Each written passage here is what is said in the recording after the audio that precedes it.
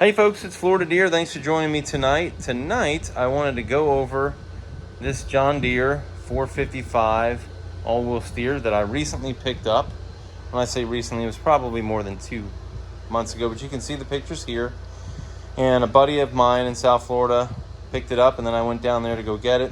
We spent some time together catching up on some stuff and went out to dinner and all that kind of stuff, so that was pretty cool. So the only issue with it, at least initially, as far as major issues, was the guy said this was a minor transmission leak. So this is his idea of a minor transmission leak, which wasn't exactly,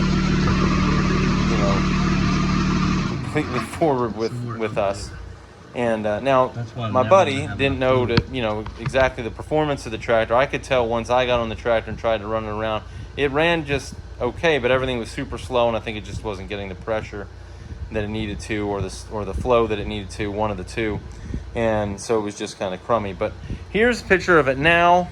As you can see, I have everything torn off, but I'll go over it real quick. Cosmetically, the hood is pretty good. It buffed out pretty nice. It does have this little booger right here, right there. This is a horrid looking foot pan right here, but my buddy Thomas hooked me up with this foot pan, and it had some little bit of damage, but not much at all. So I just went ahead and primered that. I went ahead and polished and waxed that. Looked good. I went over this, cleaned it up, did the primer and paint on the metal parts, and then the rest polished and waxed it. And then the pan is in pretty good shape. It has this little line, like I don't know what's going on there. Thomas offered a fender pan as well. It's got a little crack right here, so it's just a minor crack. I don't think it's a big deal. And I don't know what, I guess these are the mounting things for the actual deck. And comes with a really good seat. This seat is about as good as I've ever seen a used seat, and except for the back part is kind of unfortunate, but I will sand that down. That's repairable by me, so that's not as big an issue as like this part would be. So that's pretty cool. And the deck is in pretty decent shape as well.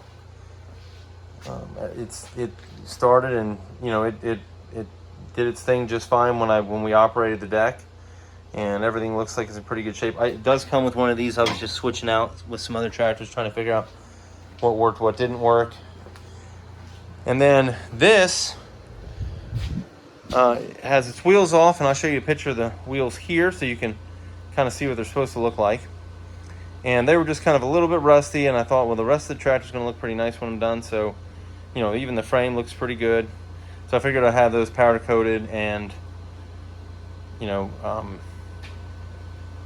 sandblasted and then powder coated. So that leads me to the next question I have for you guys. I have two questions. One is, these rear tires are good enough that I'm going to put back on. They're not cracked. I don't know how old they are. I don't care. They're not cracked. They didn't have a bunch of goo in them. The beads look fine. I think they're serviceable. They can just be put right back on. Now, my question is, they're more expensive too, so it would be an issue if they were, right? But these are cheaper, right? The smaller ones. They're 16 by 7.5 by 8s. So I think they can be had for right around $100, give or take. Even Kindas will cost only around that amount of money, I think. I haven't checked recently. But these are all cracked, as you can see. And of course, when you can really see it if you squish them, which of course I did when I was taking them off.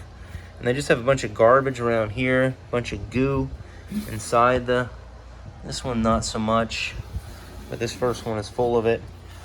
Would you put these back on and sort of chance them going back on and being good and solid without a bunch of bead sealer and stuff like that? Or would you just put the bead sealer on?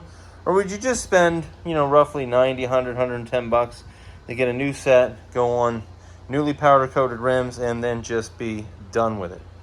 You know, what would you do? I'm just curious. And then what is this, this stuff right here? Right here. See, he's got some right there.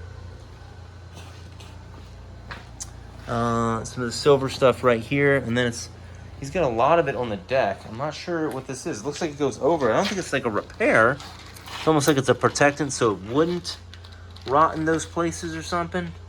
And then this whole thing is silver, and if you saw the seat base, it was sort of the same thing. I don't know if it's to coat it to make sure it doesn't rust or something, or what.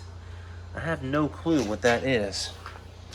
But I will try to pick you guys up with this project soon enough.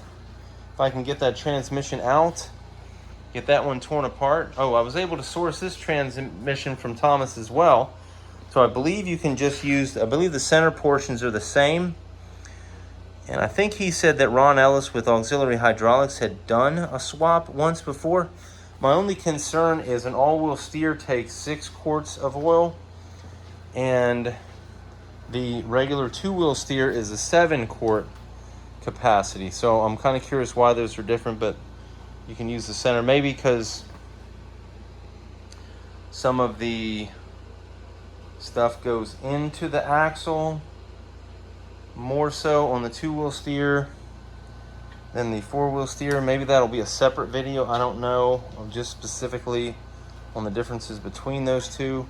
Probably look up a Kyle video, Mr. Beef, Mr. R Beef, whatever, and he's probably got something on that kind of stuff. And the engine runs real good, so I don't have any issue with that. Everything is mostly pretty much intact. Of course, they're missing one of those reflectors. I think they're like guaranteed to miss one reflector.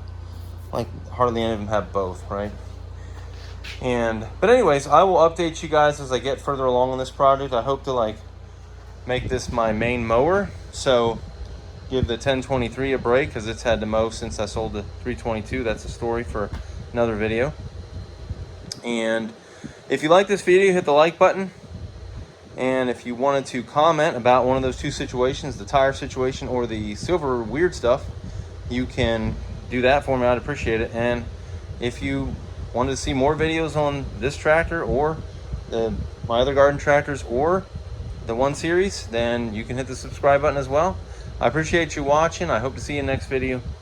Bye.